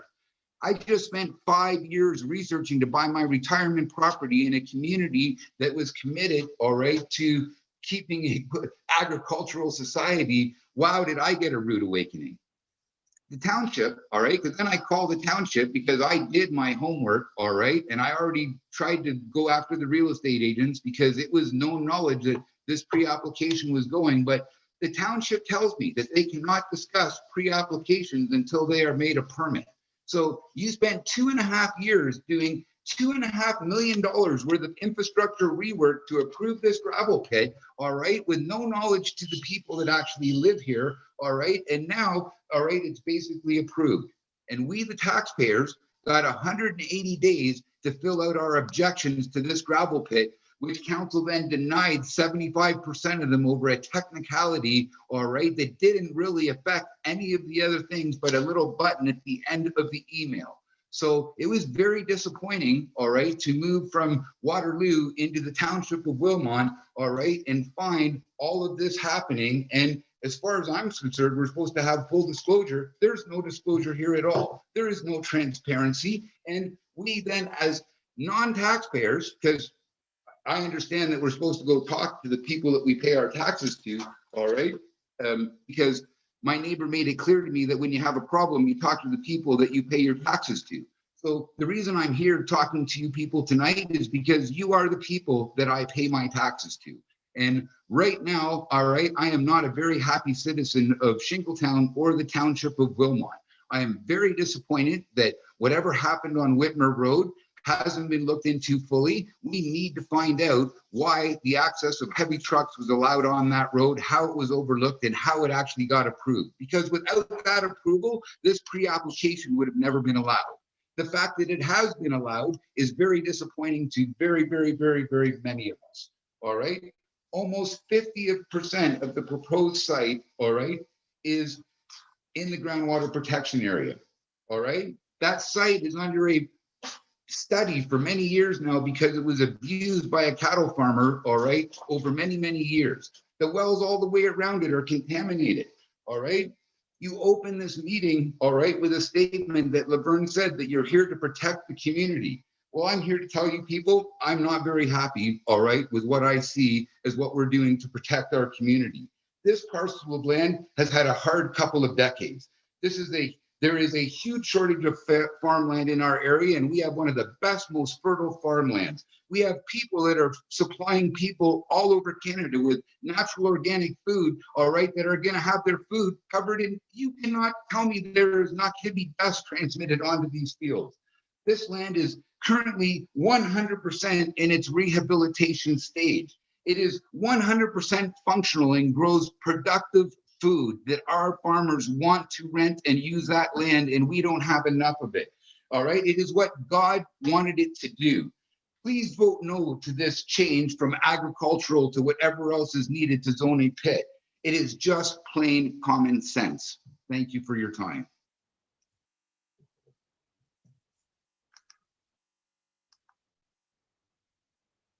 Oh, thank you, Calvin. Councillor Hallman. Thank you, through the mayor. Calvin, thanks for your presentation this evening. I can hear your emotion in your voice, but I do need to reassure you on two things, and it's really important to me that this statement is made. That at no point has council not taken any stance on not receiving data from the public. That needs to be very clear. That is our role right now, is to listen to the community and hear what you're saying while we wait for all of the experts involved for the next step. So that needs to be very, very clear. That I know that Wilmot Township staff are spending a lot of time providing that, organizing that data with everyone involved to make sure that council gets that. So I just want to make that very clear, that that we would never reject information that you want us to know. So, but thank you for sharing your concerns with us this evening. And I saw lots of us making notes. So thank you again for sharing. But yeah, I promised my wife I wouldn't get emotional. Sorry. No, it's when something is near and dear to your heart, of course it's emotional. So I just need to be very clear that one of the statements that was said is very, it's not factual. We are listening, and we would never reject a comment that you. And I apologize if that came across that way. It's not how I meant it. Thank you for the correction. Thanks. I'm glad we could have this conversation. Have a great evening, and thanks again. Thank you. Councillor Fanning. Thank you. Through you, Mayor Armstrong. I just was curious, you had said that Mr. Voisin was denied a zone change for this property. And I'm wondering if you can send information, because I've heard conflicting reports of that, and wondering if you could share any information you have on that. So the information that I have on that is that before going to pre-application, it was made clear to him by previous council, all right, that because of the restrictions on Whitmer Road, he would never get approval for a gravel pit there. This is many years ago, not in the recent time. Okay, so there wasn't an actual application, just because the way you said it, it sounded to me like you were saying there was an application that was turned down. It was made quite clear to him that no application would be approved for that parcel of land as an aggregate site. Do you mind? Sorry, I'm just, really want to make sure that I have all of the information that you're bringing to us. Do you have emails or something? Like, is there, where did that information come from for you? That comes from private conversations and researching the last 10 years to buy an acreage and talking to many people, including the boys. Okay. All right. So, but I don't have any emails or direct proof to submit to council. All right. But I understand completely why he didn't go forward with the site. Okay. That may be different reasons for the council. One other thing, pre-approved, and you said that the pit is basically approved at this point, and I want to assure you that that is not the case. We as council are listening, and we are listening and waiting for, as Councillor Hallman said, all of the information, and we are certainly listening to the residents. And assessing the information that we're given by the experts. And when it comes to council, that is when it will be approved or denied. At this point, it certainly is not pre-approved. It is not until we vote, it isn't final. And thank you very much, council. I just want to rephrase it. That was a statement specifically that Mr. Esbaugh made at my kitchen table in April of last year when he came to share the plans, all right? It was him that made the actual statement that it's pre-approved. We've already done all of the work, blah, blah, blah. So again, I'm not a lawyer. I'm not into pre-approving, all right, applications or pre-applications or permits for aggregate. That was an actual statement from Mr. Esbaugh at my kitchen table in April last year. Thank you very much for clarifying, and thank you for coming to speak to us tonight. Thank you, council. Thank you, Calvin. Next speaker is Mr. David Bricker.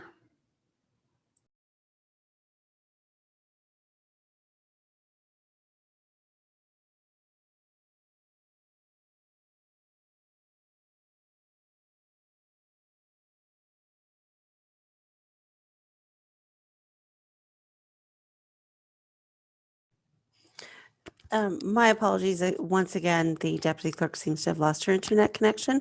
The Zoom host could assist. Thank you.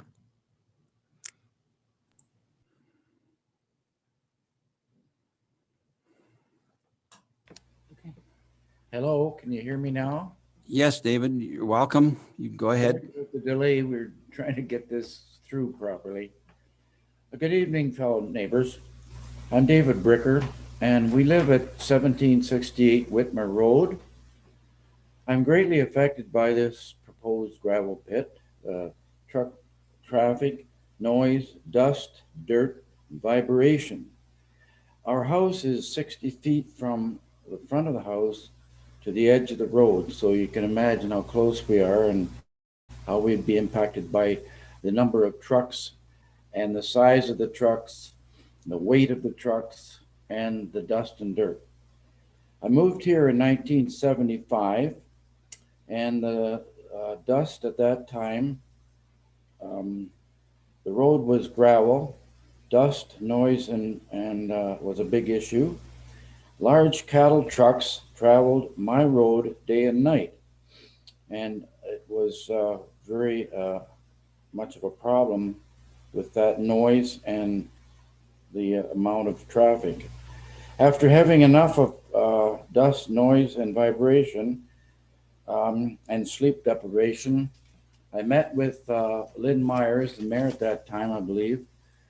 He agreed that the dust was a thing of the past, I guess, and he made it happen that the road was tarred and chipped. So it sort of helped with the dust, but it didn't do much for the noise, vibration, day and night. The proposed truck traffic will be horrific, to say the least. Speed of gravel trucks coming down the grade from the west towards my house and use of Jake brakes will be much more noise than can be tolerated by us and the rest of the people on Whitmer Road. The power to be must consider the well-being of the citizens of this community, the taxpayers, the voters, the hardworking people, and the people that want to enjoy this beautiful part of the Wilmot Township, Shingletown and Whitmer Road, property owners mostly affected.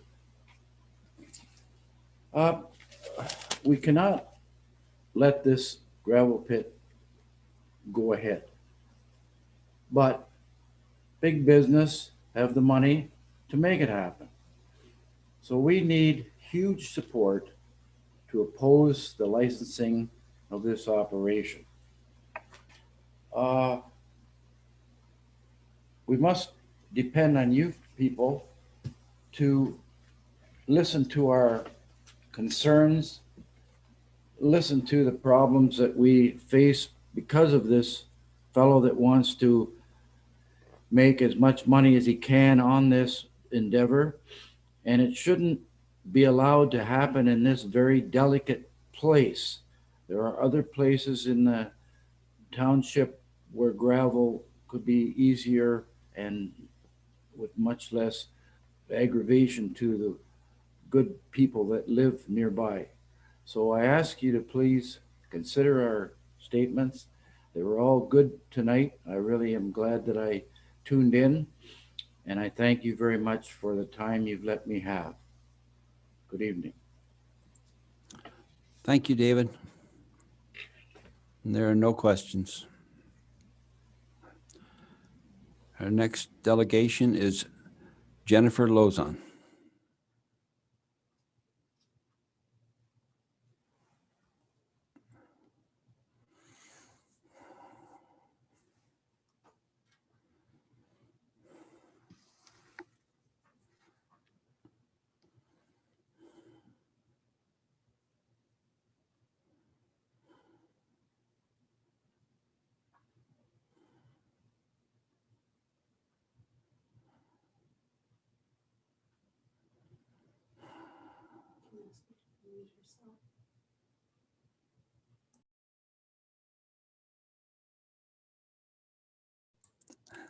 Jennifer, you are muted if you're trying to speak.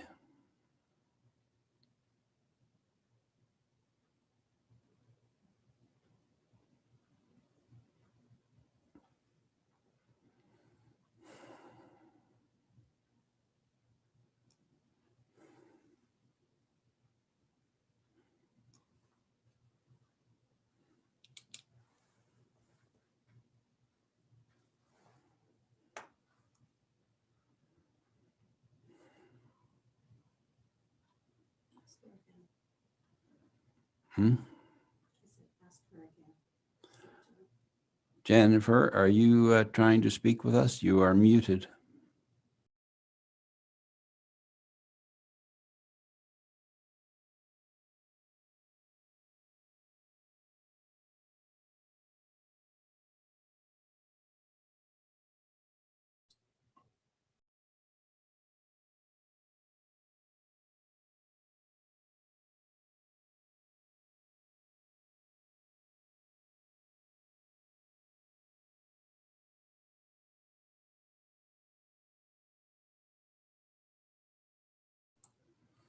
Okay. We appear to have lost Jennifer, so our next delegation is Samantha Lernot.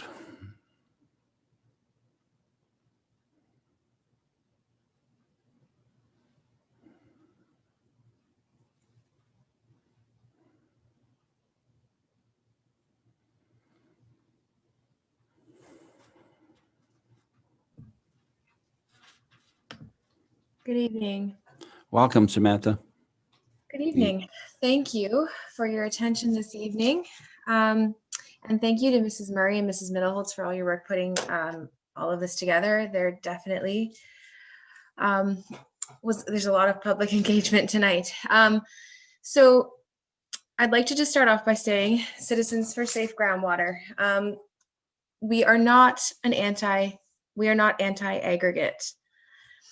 We recognize a need for aggregate, but the impacts of such operations must be sufficiently understood to be mitigated. We are working towards protecting the health and safety of our rural communities and the groundwater for future generations. Next slide, please.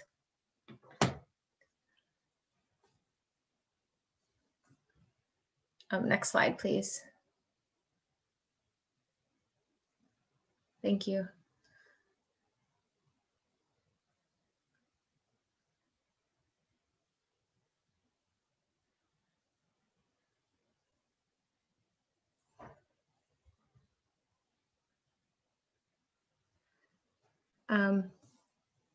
Sorry, do you want me to? Oh, there. Yep, perfect. Thank you very much. So just to situate ourselves here, it's too bad this map wasn't at the very beginning. I should have thought of that. Anyways, you'll see, looking at the map, you'll see circled in red the proposed Hallman pit. Backing onto it is the village of Shingletown.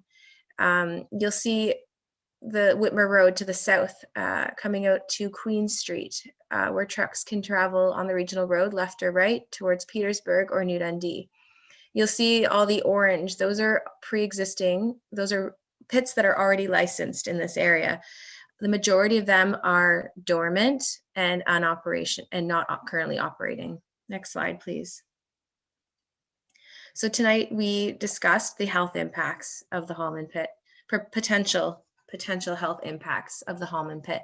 So statements made by Citizens for Safe Groundwater are based on expert reviews commissioned by the Region of Waterloo, Wilmot Township, and Citizens for Safe Groundwater, as well as the Grand River Conservation Authority to date. Next slide, please. So tonight we hope to cover 3 topics. First of all, we would just summarize the issues that have been identified by experts, which we can go quite quickly through because that's already been covered at the beginning of the night. Just trying to make the wording a little more friendly for the public. Secondly, the cumulative impacts. And lastly, the precedent for industrial aggregate applications in Wilmot Township. Next slide, please. So Citizens for Safe Groundwater has commissioned this list of experts to review the application by Jackson Harvest Farms, Rick Esbaugh. The region and township have also commissioned reviews. So very grateful for John Coulter's peer review at the beginning of the evening. Just to note, John is a very humble man. I'm surprised he didn't even mention his experience. I've called 3 different sound engineers and each of them has told me that we are very fortunate to have John. He's the man who wrote the book on the standards. So thank you, John, for your involvement, and Franco Giovanni, just a fantastic job putting together a very clear message of what's missing here. Next slide, please. You can, sorry, let me just, so the issue that Franco Giovanni brought up to me is like the same issue as building a house without a complete set of blueprints. How can you mitigate the impacts to air quality without first knowing where the impacts are and the pre-existing conditions? Next slide, please. And the next slide, please. So our neighbors in Woolwich Township are currently looking at an active application for a gravel pit close to the community of Maryhill, Shaunt Station Pit. I took a look at the Woolwich website just to see if they required an air quality assessment, and I found that most definitely they did. In fact, it went through what appears to be somewhat of a rigorous back and forth review as well. Next slide, please. So why is there no air quality assessment required for the Hallman pit with multiple homes within the 120 meter setback? With so many people within the 120 meter setback, this is essential to ensure their health and safety is protected.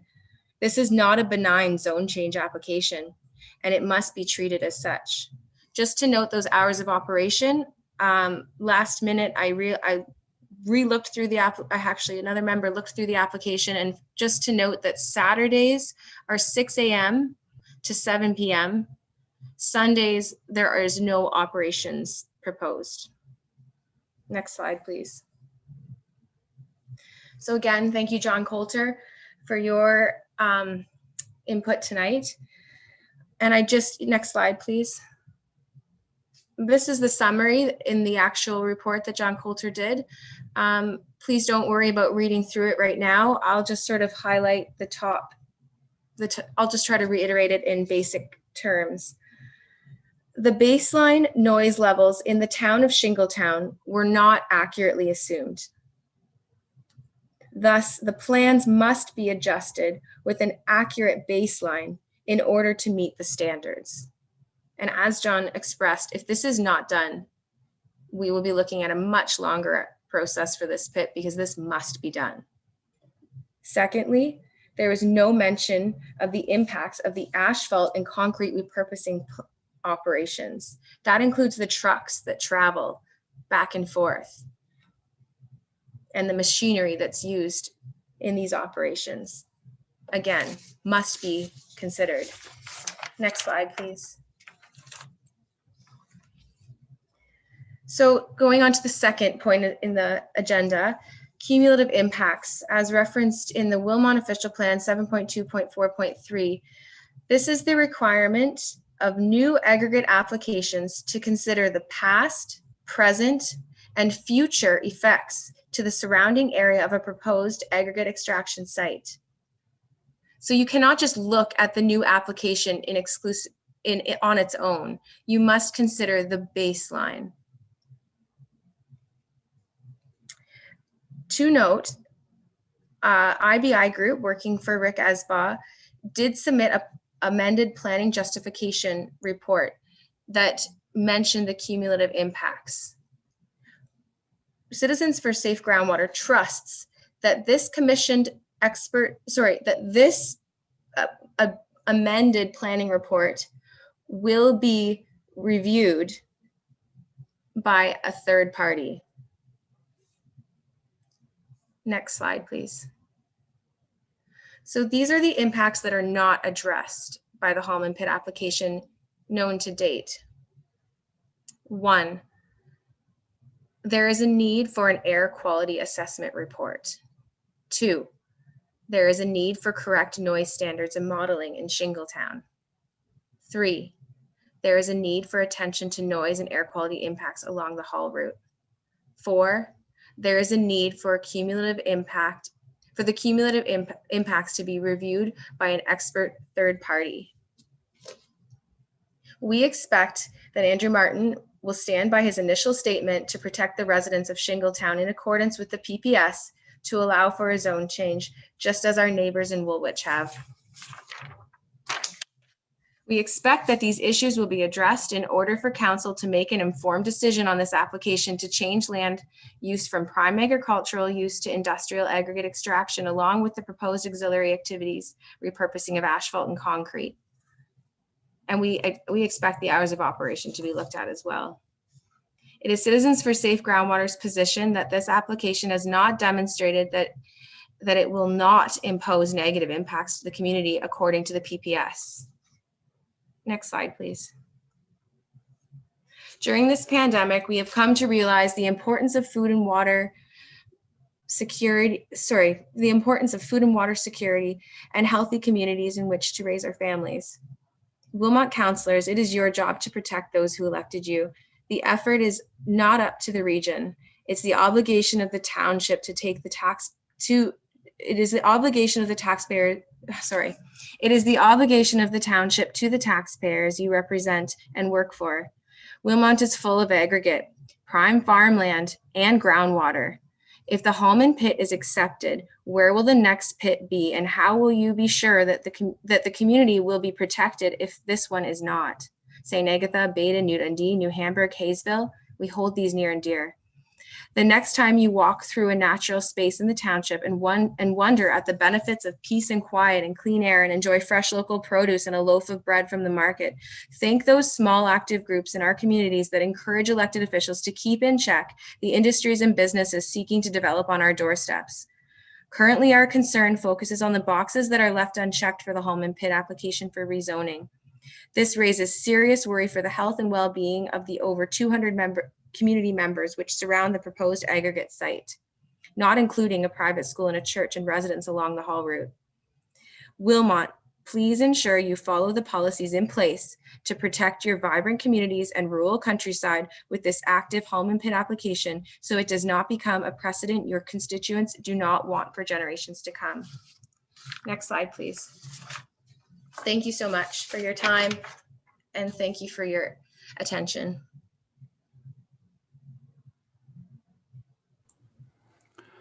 Thank you, Samantha. And I see no questions.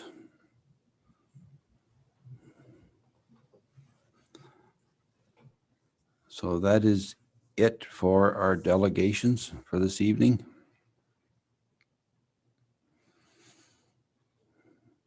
So that information will be passed on to Development Services. You wish to speak? Pardon me, through you, Mayor Armstrong.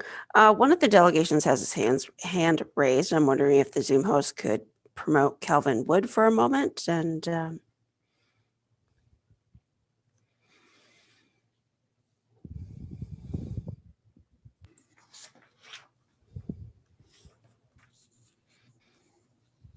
oh, there he is.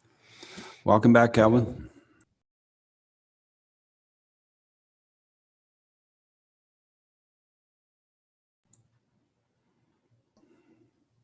I'm sorry, folks. I did not mean to raise my hand. I hit lower as quick as I could. False alarm. Thank you. Happens to the best of us and the worst of us. So, okay, thank you. So that information will be sent to Development Services and will become part of their report. So there'll be no decisions made tonight. Thank you very much for attending and for all the excellent information that was provided. So the next item we're going to deal with is from Parks and Recreation, HVAC system. Ms. Jackson, please. Thank you, Mayor Armstrong. This report tonight is to seek council approval to award BMI Engineering Incorporated, who are based in Toronto, a contract valued at $28,250 for engineering consultation, HVAC equipment design, and project supervision for the replacement of the HVAC equipment that services both Castle Kilbride and the Township Administration Building. A mechanical engineering study during COVID-19 identified the need to upgrade the heating and cooling equipment at this location, which has reached end of life. BMI has extensive HVAC experience with the Toronto District School Board and a number of other municipalities, and they are a full-service design engineering company. We're confident that they can do this work. The design portion will be a couple of months long, and then the equipment is expected to be tendered and installed by the end of this year. And this project is valued, the full project is valued at $313,000. It was part of the 10-year capital budget that was approved recently. And $224,000 of that is coming from the COVID relief grant funding. So I'm happy to answer any questions that members of council may have regarding this tender award. Thank you. And see no questions. Thank you. So the recommendation that RFP 2021-007 be awarded to BMI Engineering, Inc. for engineering consultation, HVAC equipment design, and project supervision for the Wilmot Administration Complex as per their proposal dated February 24, 2021, and the amount of $28,250, including HST. So that is moved by Councillor Hallman, Councillor Gerber. There's no further questions. All in favor? That is carried. I think some of the staff who have offices in this building had their hands up there too, I think.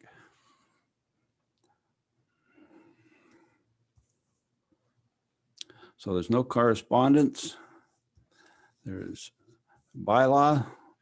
Recommendation that bylaw number 2021-14 be received a first, second, and third time and finally read in open council.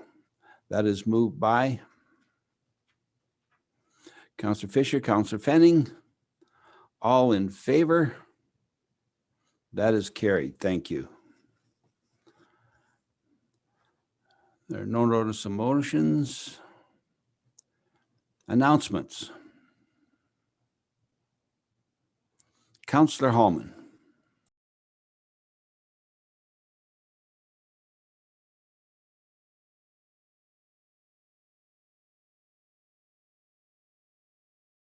You're muted, Councillor Hallman. Here, I thought I clicked unmute and I'm the guilty one today.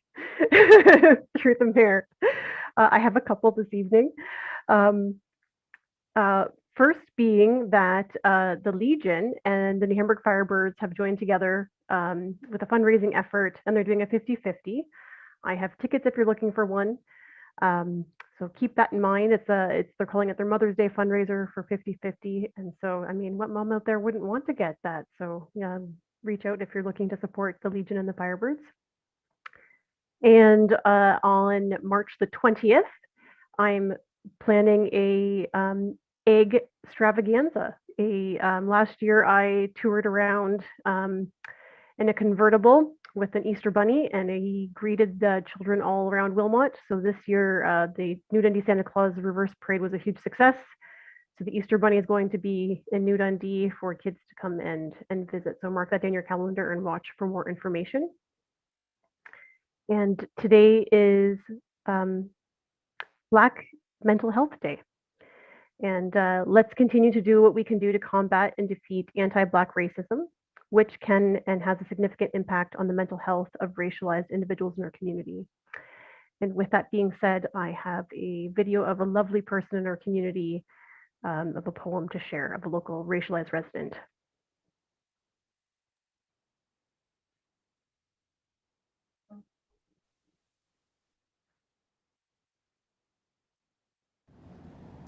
The White World by Justice Phillips. I am 4 years old when I learned for the first time that there was a difference between white skin and mine. The difference made me an outsider at school. Go away, we don't play with Black people like you. So I did. I'm 6 when I said I don't want to be Black. I cried looking into the mirror until my voice cracked, wishing I had hair like the other girls do. Here, let me straighten it for you. So I did. I'm 8 years old when Trayvon Martin died. I watched the screen as his mother wept and cried. His killer walked free. They said Trey was looking for a fight. Remember, Black kids, keep your hood down at night. So I did. I am 13 years old when my brain understood. Society will demonize me as long as they could. But just because the white world freezes hate doesn't mean we all must participate. So I didn't.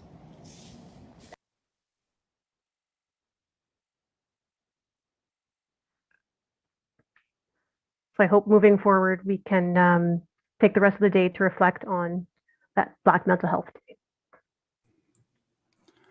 Thank you. That was an excellent, excellent video. Really appreciate that. Thank you. Councillor Fisher. Through you, Mayor Armstrong. Last night we got an email from the Baden Dental Clinic, and Rick and Nancy have been running the clinic ever since it's open. Great community people. And he announced last night that he will be retiring due to some medical conditions with COVID and things like that. So he sold his business to Dr. Mike Farhadian, and Rick will be staying on for a little bit for the conversion of the business. So just wishing Rick and Nancy happy retirement and welcoming Dr. Mike to Baden. Very good. We wish them well, all. Thank you.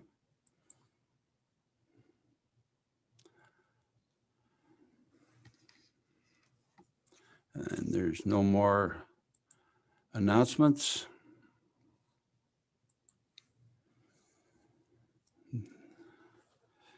We have a confirmatory bylaw. The recommendation that bylaw number 2021-13 to confirm the proceedings of council at the meeting held on March 1st, 2021 be introduced, ready for second and third time, and finally passed in open council. That is moved by Councillor Fenning, Councillor Gordick. All in favor? That is carried. Thank you. And final recommendation is that we do now adjourn to meet again at the call of the mayor. That is moved by Councillor Gerber and Councillor Hallman. All in favor? That is carried. Thank you very much. And thank you everyone for attending this evening, and have a great rest of your evening.